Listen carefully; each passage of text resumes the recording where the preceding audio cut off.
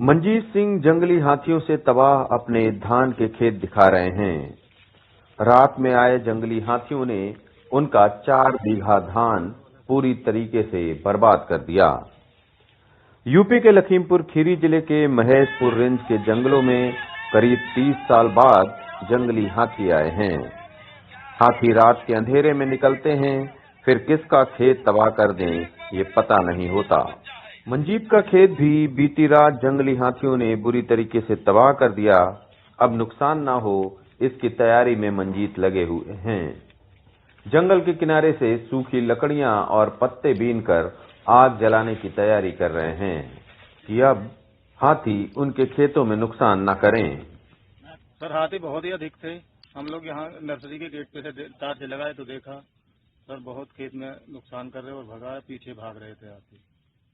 दौड़ा लिया तुमको? हाँ जी। फिर आप लोग कैसे भागे? सर जान बचा के भाग गए सर, फिर दोबारा में आए, फिर हाथी निकल चुके थे। जंगली हाथियों ने मंजीत सिंह का गन्ने और धान का खेत ही नहीं तबाह किया, बल्कि दक्षिण खीरी वन प्रभाग की ये पौधशाला भी तहस नहस कर दी। हाथियों का दल रात में आया और उसने इस नर्सरी का गेट तोड़ डाला, बाउंड्री वॉल गिरा दी, बल्लियां उखाड़ दी, टीन सेट उखाड़ फेंके और पौधशाला को भी बुरी तरीके से रौंद डाला है।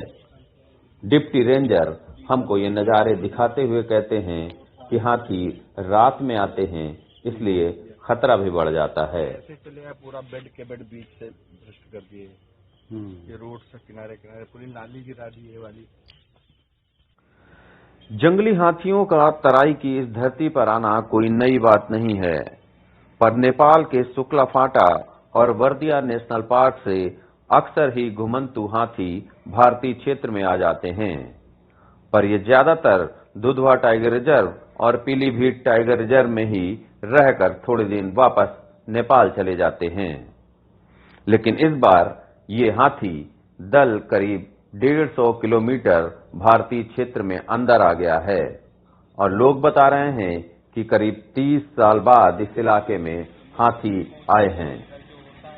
महेशपुर रेंज में जंगली हाथियों का आ जाना वन विभाग के लिए एक तरफ सुखद सूचना है, वहीं चुनौती भी बड़ी हो गई है।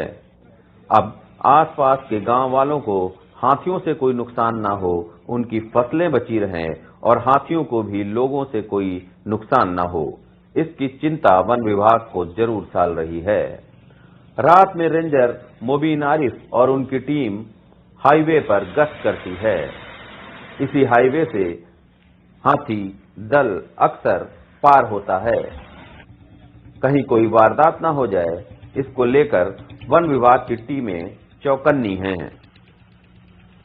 समूह का ये बिहेवियर होता है कि एक जगह से दूसरी जगह घूमते रहते हैं। पीलीभीत में दुधवा में भी गए हैं, किशनपुर सेंचुरी होते हुए हमारे जो है महेशपुर के वनखंड में बहुत दिनों के बाद आए हैं। लगभग 22 से ज्यादा हाथियों का समूह है, जिसमें 7 बच्चे भी हैं। मादा तो लीड करती है ग्रुप को और 10 भी हैं।